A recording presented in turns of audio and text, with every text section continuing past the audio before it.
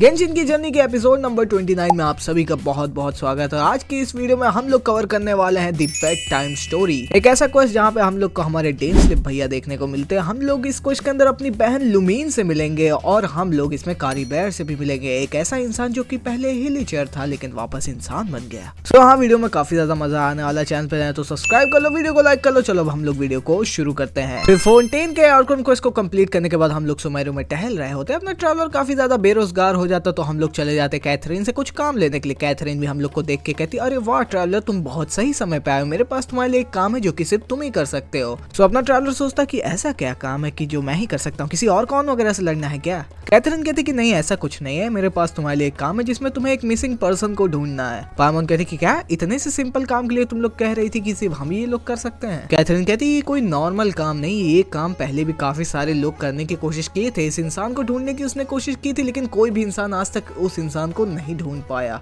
कई साल हो चुके कि कोई भी आदमी इस इंसान को अभी तक ढूंढ नहीं पाया, इसलिए मैं ये काम तुम लोग को देना चाहती हूँ। फिर हम लोग कैथरीन से कहते चलो ठीक है, हम लोग को किसे ढूंढना, उसका कुछ नाम पता है। कैथरीन कहती कि ये कमीशन आया विरमारा विलेज से, एक ऐसा गाँव है जहाँ पे लोगों को उस बंदे का नाम नहीं याद है जो कि मिसिंग हो गया, लेकिन वो लोग तुम्हें उसके अपीयरेंस वाइज से बता सकते कि वो कैसा दिखता था। कैथरीन कहती कि अगर तुम्हें इस बंदे के बारे में जानना है तो विरमारा विलेज में जाओ, कुछ लोगों से बात करने की कोशिश करो, वो जरूर तुम्हें कुछ वैल्यूएबल इंफॉर्मेशन प्रोवाइड कर पाएंगे। फिर क्या हम लोग चल देते विरमारा विलेज में उस इंसान के बारे में पूछने के लिए जिसका नाम तक नहीं पता है इन लोगों को। वहाँ पे पहुंचते ही हम लोग कुछ लोगों से बातचीत करते हैं, जैसे कि वो इंसान हम लोग को बताता है कि तुम पहले नहीं हो जो कि उस बंदे के बारे में यहाँ पे पूछना है। काफी पहले भी काफी सारे लोग यहाँ पे आ चुके हैं उस बंदे के बारे में पूछने, लेकिन कोई भी आज तक उसे ढूंढ नहीं पाया। यहाँ पे हम लोग उस इंसान से पूछते कि इस बंदे का नाम क्या है, इसके कोई परिवार का सदस्य या फिर कोई दोस्त है उसके बारे में कुछ जानता हो। तो वो इंसान कहता कि नहीं, उसका ना कोई दोस्त है, ना उसका कोई परिवार का मेंबर और ना ही हम लोग को उसका नाम पता है। वो कहता है कि उस बंदे के बारे में हम लोग को याद है, वो हम लोग के साथ था, लेकिन उसके बारे में जो स्पेसिफिक डिटेल्स थी वो हम लोग को पता नहीं क्यों याद नहीं है। यहाँ पे पायमोन कहती है अच्छा उस बंदे के बारे में ही बता दो। तो वो कहता है कि वो एक जवान लड़का था, अराउंड 20s में था शायद वो काफी ज्यादा काइंड था, काफी ज्यादा हम्बल था, काफी ज्यादा अच्छा था और लोगों की हेल्प करता था हमेशा। मैंने उस बंदे के साथ काफी ज्यादा बातचीत भी की, उसके साथ जब भी बात करता था तो काफी ज्यादा इंटरेस्टिंग टॉपिक्स रहते थे उसके पास। कहता है कि गाँव में सारे लोग उसे काफी ज्यादा पसंद करते थे, वो सबका काफी ज्यादा चाहिता था, इसीलिए गाँव वालों ने एडवेंचरस गिल्ड को ये कमीशन दिया था ताकि वो लोग उसे ढूंढ सके, लेकिन अभी तक कोई भी इंसान उसे ढूंढ नहीं पाया और हम लोग काफी ज्यादा चिंता में उसके लिए। और फिर वो बंदा अचानक से गांव से गायब ही हो गया। उस बंदे से बात करने के बाद फिर हम लोग जाते हैं एक चाचा से बात करने, उसी बंदे के बारे में पूछने जो कि गायब हो गया है। जहाँ पे ये चाचा हम लोग से कहते हैं कि मेरी काफी ज्यादा उम्र हो गई है बेटा और मेरी आंखें अब उतनी ज्यादा अच्छी नहीं जैसे वो पहले हुआ करती थी, लेकिन मैं उस बंदे के बारे में कुछ और इन्फॉर्मेशन तुम्हें जरूर बता सकता हूँ, जैसे कि मैं उसके बातचीत करने का तरीका को रिकॉग्नाइज कर सकता हूँ, उसके बोलने की आवाज को भी रिकॉग्नाइज कर सकता हूँ। वो जब से चला गया मुझे काफी ज्यादा खालीपन लगने लगा है। वो बंदा काफी ज्यादा अच्छा था, वो सबके साथ काफी ज्यादा अच्छे से बात करता था, उसके बिहेवियर काफी ज्यादा अच्छे थे, लेकिन सडनली वो अचानक से डिसअपीयर हो गया। यहाँ पे हम चाचा से जब उसके बंदे के नाम के बारे में पूछते, उसके पता के बारे में पूछते, तो चाचा कहते कि मुझे उसके नाम के बारे में कुछ नहीं पता, ना ही मुझे उसके पता के बारे में पता। मुझे इतना जरूर पता कि वो हमारे ही गांव में रहा करता था, लेकिन मैं उसके बारे में अचानक से सब कुछ भूल सा गया हूँ। ऐसा लग रहा है कि मेरी उम्र सही में अब मुझ पे हावी हो रही है। यहाँ पे काफी सारे लोगों से बातचीत करने के बाद हम लोग भी ये सोचने में लग जाते कि आखिर में ये बंदा इतना ज्यादा अच्छा था, काफी सारे लोगों से इससे बातचीत की, काफी सारे लोगों से इसका इंटरेक्शन हुआ, लेकिन अभी तक किसी को उसका नाम क्यों नहीं याद है और ना ही कोई उसके परिवार के बारे में बता पा रहा है या ना ही कोई उसका कोई दोस्त है। ऐसा लगता है कि उस बंदे की पूरी एग्जिस्टेंस किसी ने इरेज कर दिया। जहाँ पे अपना ट्रैवलर कहता है कि क्या हो अगर वो बंदा कभी भी एग्जिस्ट ही ना किया गया हो। पायमोन कहते हैं कि इसका मतलब तुम ये कहना चाह रहे हो कि रियलिटी के अंदर वो बंदा कभी एग्जिस्ट किया ही नहीं, लेकिन लोगों की मेमोरी इसके अंदर वो कैसे कर रहा है। फिर यहाँ पे अपना ट्रैवलर भी याद करता है कि कैसे ग्रेटर लॉर्ड ट्रुका दवाता जो कि सुमेरू की पहली और कौन थी, उसकी भी पूरी मेमोरीज वाइप कर दी गई थी। क्या ऐसा ही कुछ केस यहाँ पे भी हो रहा है। यहाँ पे अचानक से एक दीदी आ जाती है हमारे बगल में जिनका नाम अटोसा है, जो कि कहती है अरे तुम लोग वही हो ना जो कि उस मिसिंग पर्सन को ढूंढना है। मैं काफी दिनों से उस कमीशन को दी हूँ एडवेंचर्स गिल्ड की, लेकिन कोई उसे ढूंढ ही नहीं पा रहा है। मैं बहुत ज्यादा खुश हूँ कि तुम्हारे जैसे महान लोग अब उसे ढूंढने आए हैं। जहाँ पे वो दीदी हम लोग से कहते हैं कि मेरे पास एक जगह जो कि मैं तुम्हें दिखाना चाहता हूँ, क्या पता उससे तुम्हें कुछ क्लूज मिल जाए, उसको ढूंढने में काम आ सकते हैं। जहाँ पे वो दीदी जिनका नाम अटोसा, वो हम लोग को लेके जाती है एक पेड़ के नीचे। वो कहती है ये जगह मेरे लिए काफी ज्यादा मीनिंगफुल है, ये जगह मेरे लिए काफी ज्यादा मेमोरीज को होल्ड करती है। जो इंसान खो चुका है, जिसको तुम लोग ढूंढ रहे हो, वो और मैं यहीं पे बैठा करते थे, हम लोग एक दूसरे से बातचीत किया करते थे। उसके साथ बैठ के मुझे काफी ज्यादा सुकून मिलता था, इवन दो अगर वो कुछ ना बोले और मैं भी कुछ ना बोलूं, लेकिन हम लोग एक जगह बैठ के अगर आसमान को भी देख रहे हैं तो वो भी काफी ज्यादा सुकून भरा होता था। जब मेरे पास कोई भी इंसान बात करने के लिए नहीं रहता था, जब मैं लोनली फील करती, जब मैं अलोन फील करती थी, तो वो मेरे साथ रहता था, तो मैं उसके साथ बातचीत कर पाती थी। और जब से वो खो गया, मुझे ऐसा फील होता है कि मैंने एक दोस्त और एक फैमिली मेंबर दोनों को एक साथ खो दिया है। लेकिन जब हम उस दीदी से पूछते हैं कि आखिर में उसके बारे में आपको कुछ पता है, तो वो कहती थी कि जब भी मैं उसके साथ बैठ के बात करती थी, मुझे ऐसा फील होता था कि टाइम काफी ज्यादा स्लो मूव कर रहा है। ऐसा फील होता था कि जब सन आसमान में वो अपनी जगह से हिल नहीं रहा है, और माहौल भी थोड़ा सा डस्की टाइप का रहता था, और ऐसा लगता था कि वो सेम दिन है और टाइम कभी बीत ही नहीं रहा है। यहाँ पे अपना ट्रैवलर भी सारी चीज सोचने लगता, सोचता है कि कुछ तो है यहाँ पे गड़बड़, ये कोई नॉर्मल इंसान तो नहीं हो सकता है। और अपना ट्रैवलर जब ये सब सोच ही रहा होता है, वहाँ पे दो हिली चेयर्स होते हैं जो कि थोड़ा सा अजीब सा बिहेव कर रहे होते हैं। ऐसा लगता है वो दोनों आपस में ही कुछ झगड़ रहे हैं, और उन्हीं के ऊपर होता है एक एबिस मेज, यानी कि यहाँ पे एबिस ऑर्डर आ चुका है। और हम लोग को देखते ही वह एबिस मेज हम लोग पे अटैक कर देता है, तो हम लोग को भी उससे लड़ना ही होता है। और हाँ, अगर तुम लोग भूल गए एबिस ऑर्डर कौन है, एबिस ऑर्डर वो ऑर्गेनाइजेशन है जो कि हमारी बहन जिसको रूल करती है, यानी कि हमारी बहन लुमीन रूल करती है। यानी कि इसका मतलब अगर ये लोग यहाँ पे हैं, यानी कि हमारी बहन लुमीन भी यहाँ पे थी किसी पल में, और यहाँ पे वो कुछ चीज तो इन्वेस्टिगेट कर रही थी। अब वो दीदी हम लोग को बताती हुई कि आजकल हिलीचर्स और मॉन्स्टर हमारे विलेज के ऊपर काफी ज्यादा अटैक कर रहे होते हैं। जहाँ पे हम लोग उन दीदी से बात करते चल ही रहे होते, तभी हम लोग को एक जाना पहचाना चेहरा देखने को मिलता, और ये चेहरा और कोई नहीं भाई बल्कि हमारे डेनस्लिफ भैया जो कि कुछ मॉन्स्टर्स को ही मार रहे हैं मेरे ख्याल से। जहाँ पे पाइमॉन डेनस्लिफ को देखते हुए कहती कि तुम अचानक से कहाँ से टपक पड़ते हो, तुम क्या हम लोग को डराना चाहते हो कभी। डेनस्लिफ कहता है कि मैं ये जानबूझ के नहीं करना चाहता हूँ, जब तक एबिस ऑर्डर हम लोग के रास्ते के बीच में आएगा तो मेरे ख्याल से हम लोग भी मिलते रहेंगे ऐसे ही।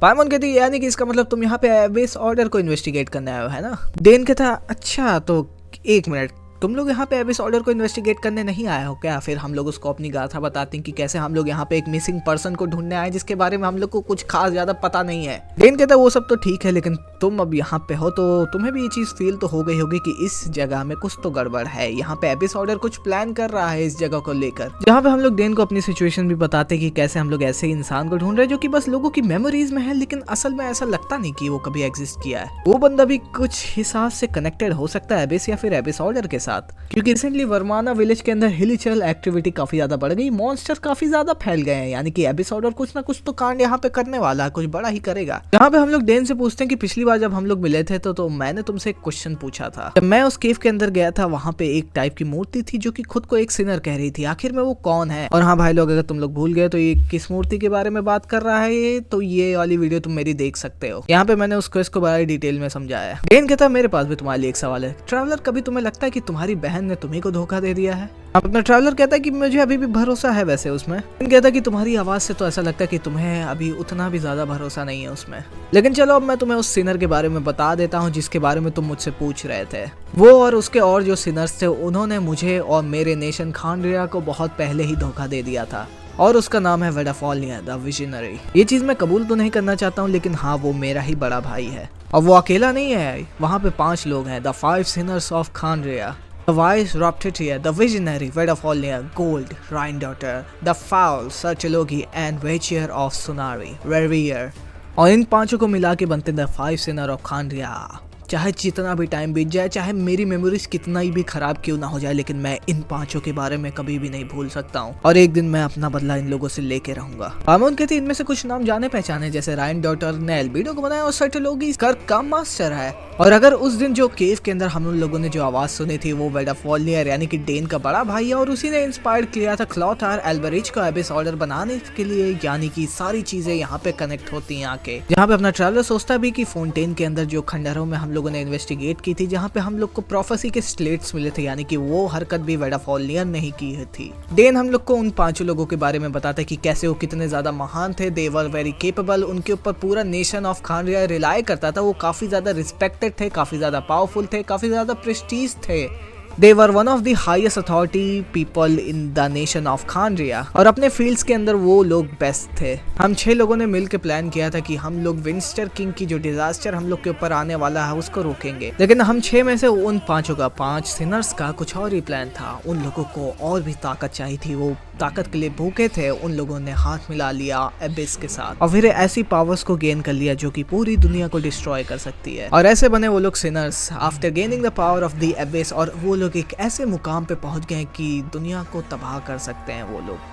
और खांडिया के ऊपर जब कैटेक्लिज्म आया था, उन 5 में से किसी ने भी अपना हाथ आगे नहीं बढ़ाया अपने ही नेशन को बचाने के लिए। लोगों के पास इतनी ताकत थी कि अगर वो लोग चाहते तो अपने नेशन को बचा सकते थे, लेकिन कोई भी सामने नहीं आया और इसीलिए मैं उन्हें कभी भी माफ नहीं करने वाला हूँ। और एक दिन ऐसा भी आएगा कि अगर हम लोग उन्हें नहीं रोके तो ये पूरी दुनिया भी खतरे में आ सकती है। फिर हम लोग डेन से पूछते वो सब तो ठीक है, लेकिन तुम यहाँ पे क्या कर रहे हो? डेन कहता है कि मैं काफी दिनों से इन्वेस्टिगेट कर रहा हूँ लूम ऑफ फेट के बारे में। जब हम लोगों ने उस रुइन गार्ड यानी कि द फर्स्ट फील्ड टिलर की आंखों को ले लिया था तो हम लोगों ने उस प्लान को एग्जीक्यूट होने से बचा लिया था, लेकिन इवन दो इस चीज को करने के बावजूद वो लोग कोई ऐसा मेथड डेवलप कर लिए जहाँ पे उन लोगों को फर्स्ट फील्ड टिलर की आंखों की जरूरत नहीं है और वो अपने प्लान में आगे बढ़ रहे हैं। यानी कि एबिस ऑर्डर अभी भी अपने प्लान को आगे बढ़ा रहा है लूम ऑफ फेट को लेके। डेन कहता है कि अगर हम लोग को इस चीज के जड़ तक जानना है तो हम लोग को जानना होगा कि आखिर में ये लूम ऑफ फेट है क्या और एबिस ऑर्डर का ट्रू ऑब्जेक्टिव क्या है। डेन ये भी कहता है कि अभी तक जो मैंने इन्वेस्टिगेट किया उसके हिसाब से ये जो लूम ऑफ फेट है वो कनेक्टेड है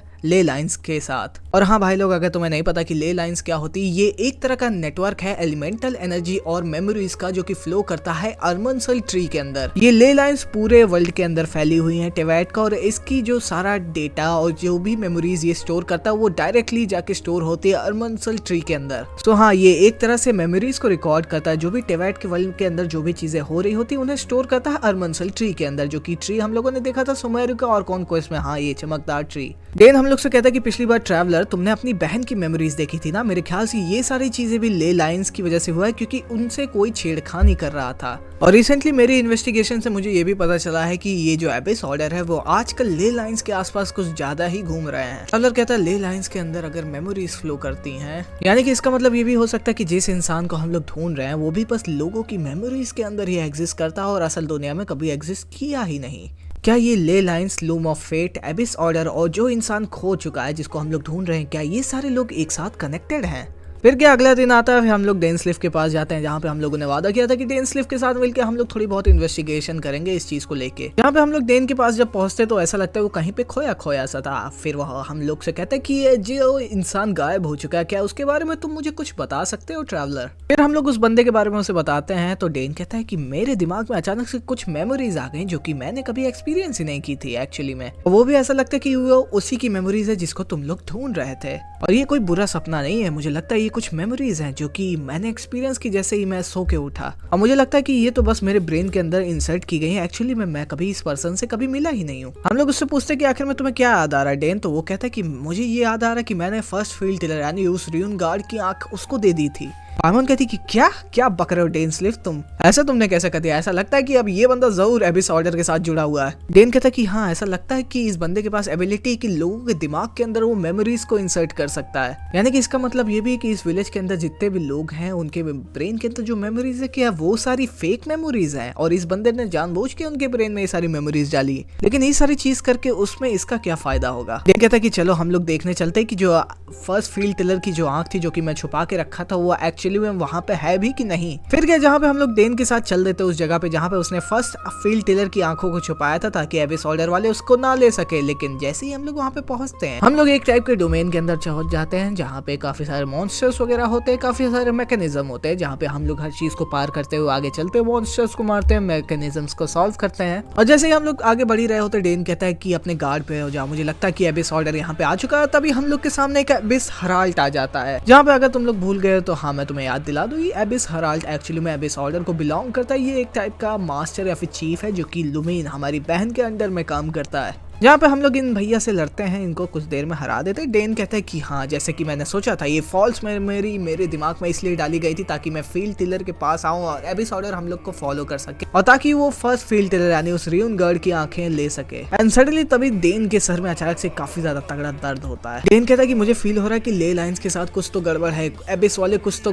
कांड कर रहे हैं उसके साथ। डेन कहता है तुम दोनों यहाँ से जल्दी निकल जाओ। यहाँ पे हम लोग कहते हैं डेन तुम्हें हम लोग यहाँ अकेला नहीं छोड़ के जा सकते हैं। तो डेन हम लोग से कहता है कि एबिस ऑर्डर कुछ ना कुछ कर रहा है, तुम लोग को जल्दी वर्माना विलेज में जाना चाहिए और मेरे ख्याल से वहाँ पे तुम्हें वो बंदा भी मिल जाएगा जिसे तुम लोग ढूंढ रहे हो। मुझे यहीं पे रहना पड़ेगा और मैं यहाँ का देख लूंगा कि यहाँ पे क्या कारण चल रहा है। फिर क्या अपना ट्रैवलर और पाइमॉन वहाँ से चले जाते हैं और जब डेन उस जगह पे खड़ा होता है बिल्कुल अकेले, हम लोग को कुछ लोगों की पैरों की आवाज सुनाई देने को मिलती है। और मेरे ख्याल से डेन को भी पता था कि कोई उसके पीछे आ रहा है और उसे जरूर पता था कि वो कौन है, और ये और कोई नहीं बल्कि हमारी ही बहन यानी कि ट्रैवलर की बहन लुमीन है। डेन कहता है मैं जानबूझ के तुम्हारे ट्रैप में फंसा था कि मैं तुमसे मिल सकूं फेस टू फेस। लुमीन कहती है कि तुमने अपनी और उस आंख की सेफ्टी बस इतनी सी चीज के लिए दाव पे लगा दी। डेन कहता है सो तुम यहाँ पे अकेले आई, तुम्हारे चेले लोग कहाँ चले गए? लुमीन कहती कि अगर मैं यहाँ पे किसी को भी लेके आती, मुझे पता है कि तुम उसे आराम से हरा देते, इसीलिए मैं यहाँ पे खुद आई हूँ तुमसे भिड़ने के लिए। मुझे पता है कि तुम मुझसे काफी कुछ बात करना चाहते हो, लेकिन इस कॉन्वर्सेशन को शुरू करने से पहले तुम्हें मुझे हराना पड़ेगा उसके लिए।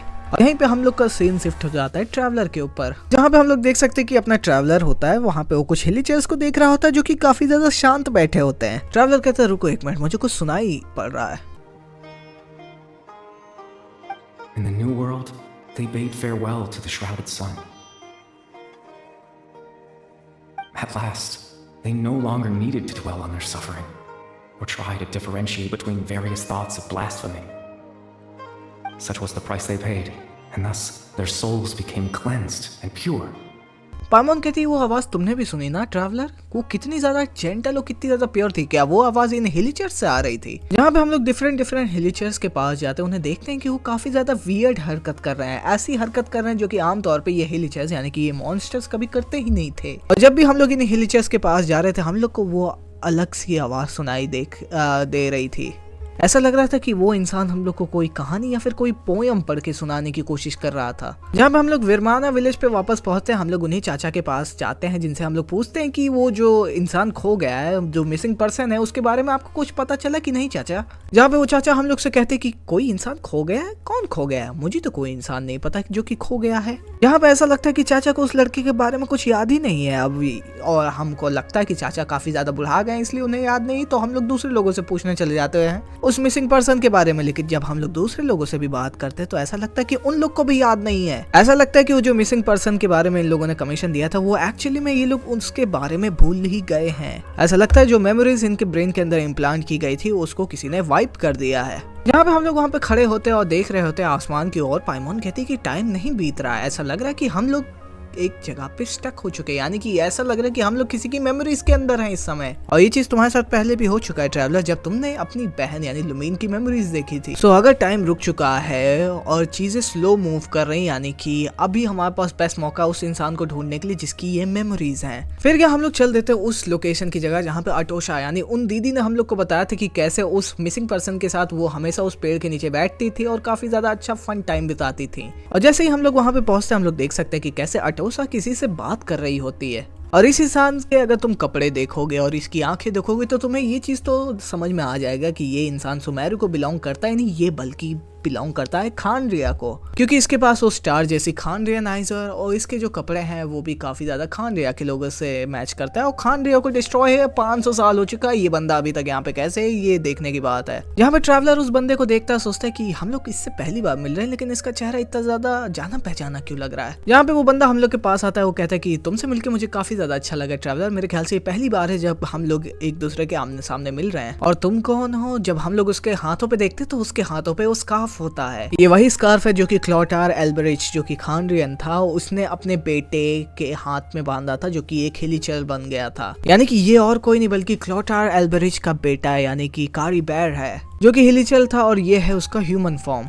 कारी बेर कहते तुम मुझे जानते हो? मेरे ख्याल से मैं नहीं जानता कि हम लोग पहले कभी मिले होंगे। ओ हाँ, अब मुझे याद आ रहा है कि हाँ, तुमने अपनी सिबलिंग यानी अपनी सिस्टर की मेमोरीज देखा था, उसके अंदर मेरे ख्याल से तुमने मुझे जरूर देखा था मेरे हिलीचल फॉर्म के अंदर। और जहाँ पे अभी हम लोग हैं वो अटोशा की मेमोरी, और यहाँ पे मैं बस उसे गुड बाय करने के लिए आया हूँ, लेकिन मैं उसके लिए मैसेज छोड़ सकता हूँ। चलो कहीं पे बैठ के आराम से बात करते हैं। और कारी बेर हम लोग को एक अलग ही वर्ल्ड के अंदर अचानक से लेके चला जाता है, एक ब्यूटीफुल दुनिया, बहुत ही ज्यादा कलरफुल दुनिया, यहाँ पे सारी चीजें काफी ज्यादा पीसफुल और काफी ज्यादा वाइब्रेंट दिख रही थी। और हाँ, यहाँ पे पाइमोन नहीं थी। जहाँ पे हम लोग कारी बेर के पास जाते उससे पूछते कि आखिर में ये जगह कौन सी है। वो कहता है कि ये एक तरह का रेल्म है जो कि मेरे कॉन्शियसनेस यानी मेरे दिमाग से बना हुआ है। जैसे कि तुम्हें पता ही होगा कि मैं बस लोगों की मेमोरीज से उनसे मिल सकता हूँ, मैं एक्चुअली में कभी रियल वर्ल्ड में एग्जिस्ट करता ही नहीं था, मुझे तुम्हें इस वर्ल्ड में लाना पड़ा ताकि मैं तुमसे बात कर सकूं।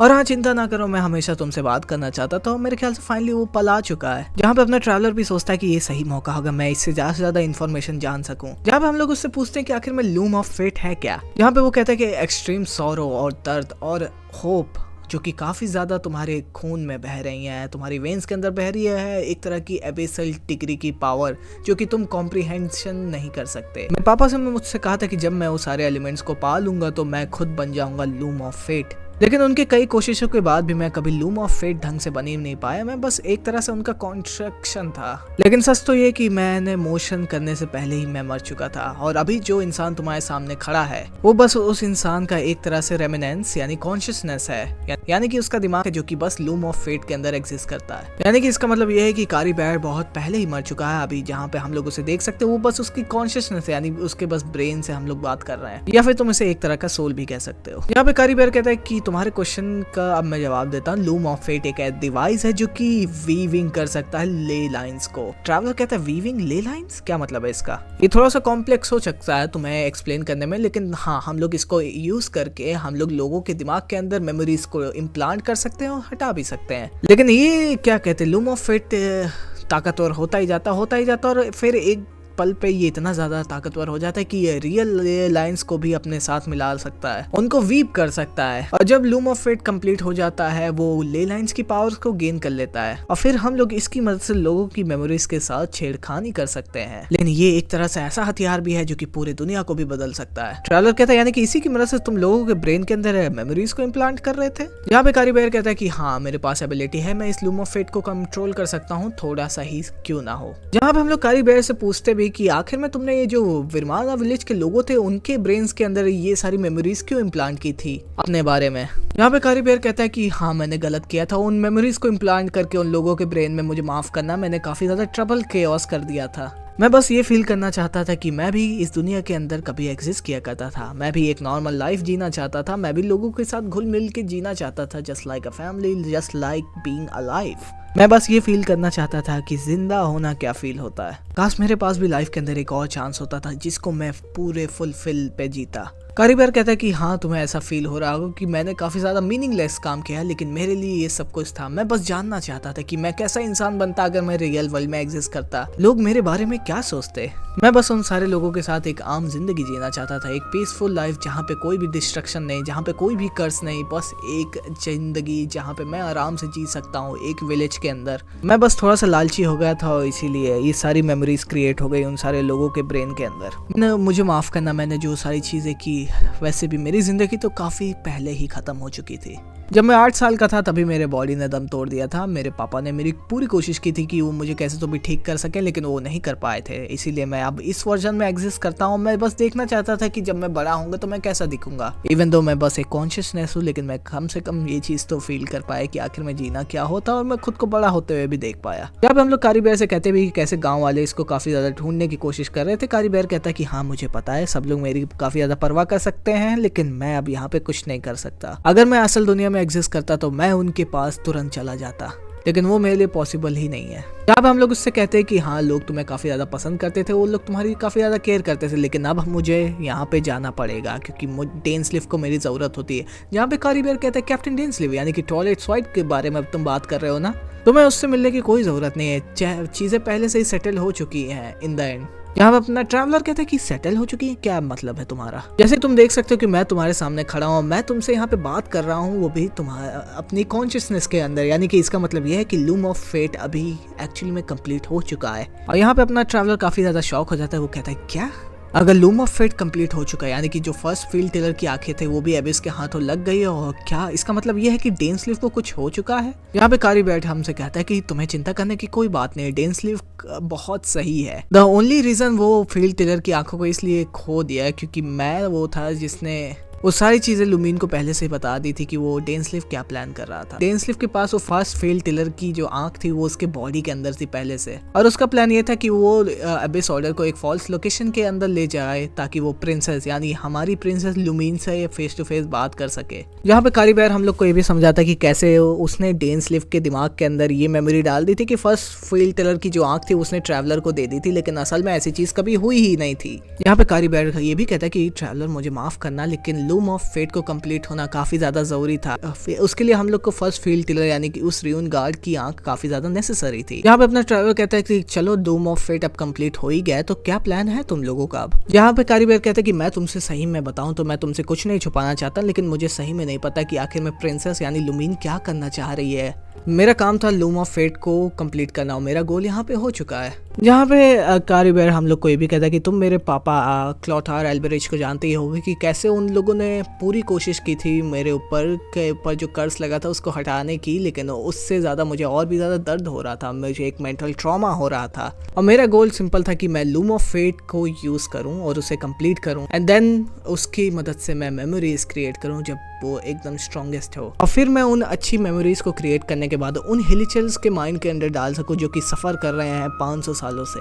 उन मेमोरीज के अंदर मैं उन लोगों को एक कहानी सुना रहा हूँ, जैसे जब मैं हिलिचर था मेरे पापा मुझे सुनाया करते थे कि ये एक फेरी टेल वर्ल्ड है और यहाँ पे उन लोगों को एक मॉन्स्टर के रूप में प्ले करना। मैं बस यही चाहता था कि ये हिलिचर्स की जो सफरिंग है वो तो वो लोग नहीं छोड़ सकते, लेकिन उनका जो ब्रेन है उसके अंदर वो एक अच्छी मेमोरीज तो देख ही सकते हैं। मैं दुनिया को तो नहीं बदल सकता, लेकिन उन अच्छी मेमोरीज को अगर मैं हिलिचर्स के ब्रेन के अंदर डाल सकता तो मेरे ख्याल से मैं काफ़ी ज़्यादा अच्छा काम कर लेता, मुझे इसी से काफ़ी ज़्यादा सेटिस्फैक्शन मिल जाता। मेरे ख्याल से लूम ऑफ फेट अब कंप्लीट हो चुका और मेरा जो एक्सिस्टेंस है वो भी काफ़ी जल्दी ख़त्म होने वाला और फाइनली जो बेड टाइम स्टोरी है वो भी ख़त्म होने वाली है और मैं अब रेस्ट कर सकता हूँ।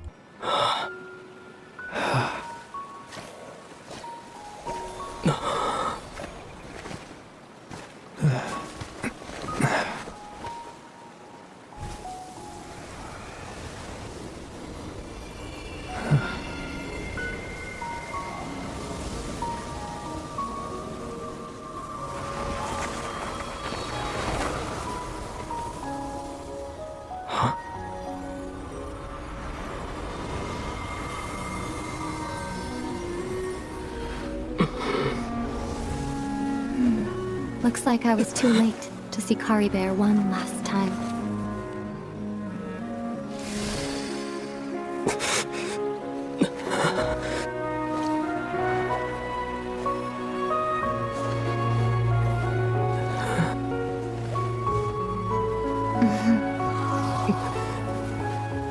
Caribert's consciousness is gone, and this space will soon disappear along with it.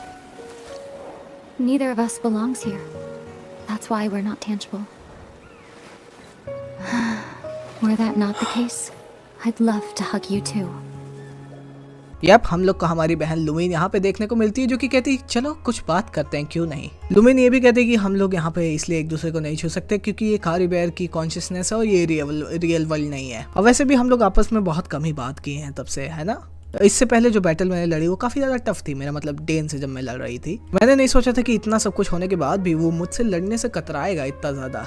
अगर वो अपने पूरे पोटेंशियल से लड़ता तो हाँ मैं उससे हार जाती, इवन दो 500 साल हो गए, लेकिन मैं अभी भी उसके मैच में नहीं हूँ। यहाँ पे अपना ट्रैवलर लुमीन से पूछता कि आखिर में क्या प्लान कर रही हो तुम। लुमीन कहती है अब लूम ऑफ फेट कंप्लीट हो चुका है, लेकिन मुझे अभी भी नहीं पता कि मैं इसका फुल पोटेंशियल कैसे यूज कर सकती, लेकिन अभी भी टाइम है, मैं इसके बारे में सोच सकती हूँ, लेकिन मुझे हेवनली प्रिंसिपल के उठने से पहले सब कुछ करना है। यहाँ पे ट्रैवलर पूछता है हेवनली प्रिंसिपल अभी भी सो रहा है। लुमीन कहती कि हाँ हेवनली प्रिंसिपल 500 सालों से सो रहा, वो तब से सो रहा जब से कैटेक्लिज्म हुआ था खानरिया के अंदर, और तब से उसके ऊपर कोई भी एक्टिविटी नहीं देखी जा रही है। और हाँ वैसे भी तुमने कुछ समय पहले ही हाइड्रो ऑर्कॉन को अपने ही थ्रोन को डिस्ट्रॉय करते हुए देखा था ना। फोंटेन के अंदर इतना बड़ा कांड हुआ था, इतने सारे रूल्स ब्रेक किए गए थे, लेकिन सेलेस्टिया ने कोई भी एक्शन नहीं लिया। ये इनफ प्रूफ है कि हेवनली प्रिंसिपल अभी भी सो रहा है। लेकिन हाँ हेवनली प्रिंसिपल जरूर कभी ना कभी तो उठेगा, लेकिन हम लोग को ये नहीं पता कि वो कब उठेगा। यहाँ पे लुमीन ये भी बताती है वो कितना ज्यादा हेट करती है हेवनली प्रिंसिपल को, जहाँ पे वो कारीबेर का ही एग्जांपल देती कि वो कितना ज्यादा प्योर, कितना ज्यादा इनोसेंट था, ये उसका दिमाग है और कितना ज्यादा वाइब्रेंट है, लेकिन वो अब इस रियल वर्ल्ड में एग्जिस्ट नहीं कर सकता just because of heavenly principles. यहाँ पे इथर कहता है कि बस मैं यही जानना चाहता हूँ कि मैं तुम्हारे साथ रहना चाहता हूँ, मैं तुमसे काफी सारे क्वेश्चन पूछना चाहता हूँ, लेकिन एट द एंड मैं तुमसे यही सवाल पूछना चाहता हूँ कि हम लोग आखिर में साथ में जर्नी क्यों नहीं कर सकते।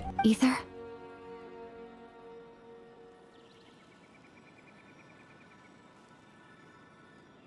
You're the only one in this world who calls me that.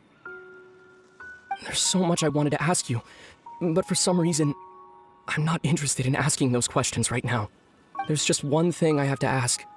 One thing I could never understand. Why? Why can't we continue our journey together?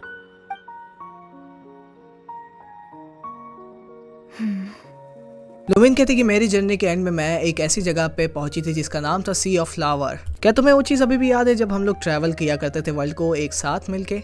जहाँ पे उस जगह को मैं वापस पाना चाहती हूँ। मैं तुम्हें मिस की ईथर, लेकिन मेरा फाइनल फाइट अभी बचा हुआ है। मुझे अभी भी आंसर्स जानने हैं इस वर्ल्ड के बारे में। मैं तुम्हें अकेला नहीं छोड़ना चाहती, लेकिन मुझे ये चीज़ करना होगा। मुझे अभी भी आंसर्स जानना है। यहाँ पे सडनली ये स्पेस अचानक से क्रैक होने लगता है, यानी कि ये स्पेस यहाँ पे टूटने वाला होता है। और ये क्यों टूटने वाला होता है? क्योंकि कारी बेर की कॉन्शियसनेस भी मेरे ख्याल से अब जा चुकी है। और ये लुमिन हम लोग को बताती कि यहाँ पे जो भी इंटरेक्शन हुआ मेरे ख्याल से वो चीज़ तुम कभी याद भी ना रखो, क्योंकि ये रियल वर्ल्ड नहीं है, ये कॉन्शियसनेस वर्ल्ड है। और यहाँ पे जो चीज़ होती है वो लोगों के मेमोरीज में याद नहीं होती, क्योंकि यहाँ पे ले लाइन्स एग्जिस्ट नहीं करती। Everything in space will be wiped from existence, including all memory of our reunion.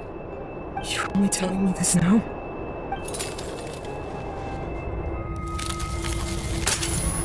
फिर क्या, हम लोग उठते हैं, हम लोग के पास पाइमोन होती है। हम लोग पाइमोन को पूरी कहानी सुनाते हैं कि क्या क्या हुआ था वहाँ पे, जहाँ पे अपना ट्रैवलर पाइमोन को चीजें बता ही रहा होता है, लेकिन उसे ऐसा भी फील हो जाता है कि वो काफी सारी चीज को मिस कर रहा है अपनी मेमोरीज से। जहाँ पे फिर कुछ लोग आते हैं ट्रैवलर के बाद, जो कि कहता है कि जिस मिसिंग पर्सन के बारे में तुम लोग बात कर रहे थे, मुझे उसके बारे में याद आ गया सडनली। मैंने उसको देखा तो पेड़ के नीचे वो आराम से सो रहा था। और हाँ, मुझे उसका नाम भी याद आ गया, उसका नाम था कारी बेर। जहाँ पे हम लोग फिर अटोशा के पास जाते हैं, जो कि कहती कि उसको भी कारी बेर के बारे में सब कुछ याद आ गया। वो कैसे भूल गई थी उसे अभी भी नहीं समझ में आ रहा, लेकिन अब उसे सारी चीजें याद आ चुकी हैं। और फिर क्या, अटोशा वहाँ से चली जाती है, वो थोड़ी बहुत इमोशनल हो जाती है, फिर वहाँ से चली जाती है एक ब्राइट फेस बना के। लेकिन तभी ट्रैवलर अपने पॉकेट में हाथ डालते हैं और फिर उसे ये पिक्चर देखने को मिलती है। और उस पिक्चर पे लिखा होता है, you must get along with each other, the two of you, यानी कि तुम लोग एक साथ जरूर आना फिर कभी। और यहीं पे आके हम लोग की बेड टाइम स्टोरी आके खत्म हो जाती है। तुम्हें ये क्वेस्ट कैसा लगा मुझे कमेंट्स में जरूर बताना। मुझे ये क्वेस्ट टू बी ऑनेस्ट काफी ज्यादा अच्छा लगा, इवन दो ये थोड़ा छोटा क्वेश्चन था, लेकिन काफी ज्यादा अच्छा था। बाकी हाँ, यहाँ तक वीडियो देख लियो तो चैनल को सब्सक्राइब कर लो, वीडियो को लाइक कर लो। मैं मिलूंगा तुमसे एक नई वीडियो में, तब तक के लिए bye bye, see you soon.